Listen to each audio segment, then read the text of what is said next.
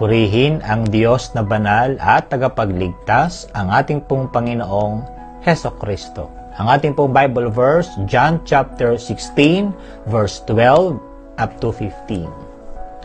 I have yet many things to say unto you, but ye cannot bear them now. Howbeit, when he, the Spirit of truth, is come, he will guide you into all truth.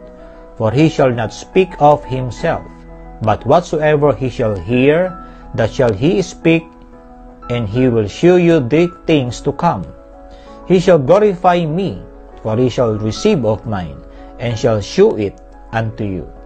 All things that the Father hath are mine, therefore said I that he shall take of mine, and shall shew it unto you. Ang ating pong devotion, the Spirit of Truth.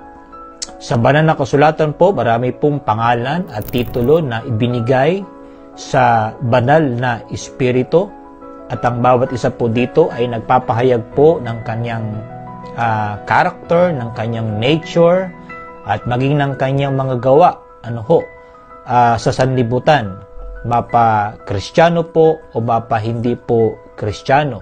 Paano po gumagawa? Gumagawa po ang banal na Espiritu sa tuwing ipinapangaral ang salita ng Diyos.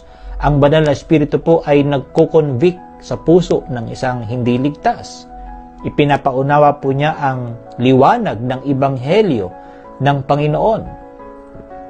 Ang isa namang na kay Kristo na tumanggap kay Jesus, na tinatahanan ng banal na Espiritu, na malinaw po sa Roma 8:9, ay pinalalakas naman po at pinatatatag sa pamamagitan po ng mga katotohanang kaniyang naririnig mula po sa salita ng Diyos. Kaya po ang banal na Espiritu po, ang pagkakakilanlan sa Kanya ay Espiritu ng katotohanan.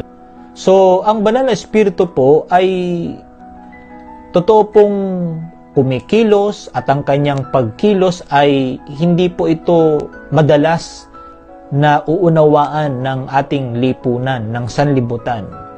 Okay? Katunayan, hanggang ngayon ay ito po ay usapin, pinagtatalunan ng mga tao, pinagdedebatihan ng mga tao ang tungkol po sa persona ng banal na Espiritu.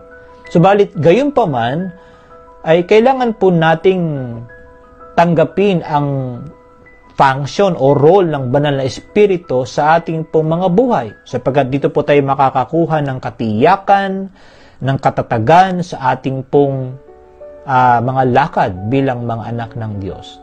Ang ating pong pananampalataya at ang ating pong buhay ay hindi po nakabatay sa mga bagay na nagbabago. Hindi po nakabatay sa isang personang hindi natin kilala, someone that is unknown. Hindi po. Kilala po natin, okay, ang banal na Espiritu, sapagkat siya po ay tumatahan sa ating pong mga puso. Okay? Kaya po, ang banal na Espiritu po ay pangwalang hanggan. Siya po ang dapat nating kilanlin, dapat nating i-recognize ang kaniyang gawa sa buhay natin, sa mga bagay na itinuturo niya.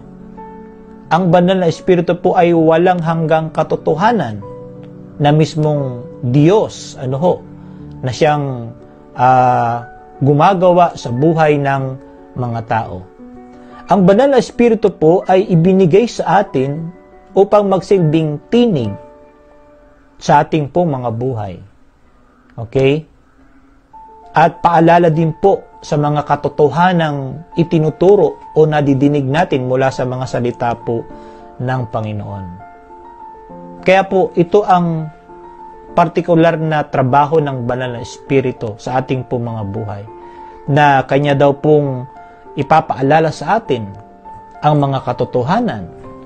May mga mensahe tayo napakinggan, ipapaalala po ng Diyos sa atin sa tuwing tayo dumadaan sa mga tukso ng buhay, kung tayo man ay nalalayo na sa Panginoon, kung tayo man po ay gumagawa ng hindi kalugod-lugod sa Diyos, marami pong ipapaalala ang Espiritong ito na mga salita, mensahe ng Panginoon. Kaya po, ang pagkakaroon natin ng malapit na ugnayan sa Diyos mula sa mga salita ng Panginoon ay may iwasan po ang ating mga puso na magduda sa salita ng Panginoon. Mababantayan ang ating mga puso sa mga pandaraya ng kaaway para tayo ay lansihin sa mga pandaraya na gagawin ng kaaway sa ating po mga buhay. Kaya nga po sabi sa Galatia 5:25, kung tayo nangabubuhay sa pamamagitan ng Espiritu, ay magsilakad naman tayo ayon sa Espiritu. Kaya ang katotohanan ng Diyos ay hindi po ito nagbabago.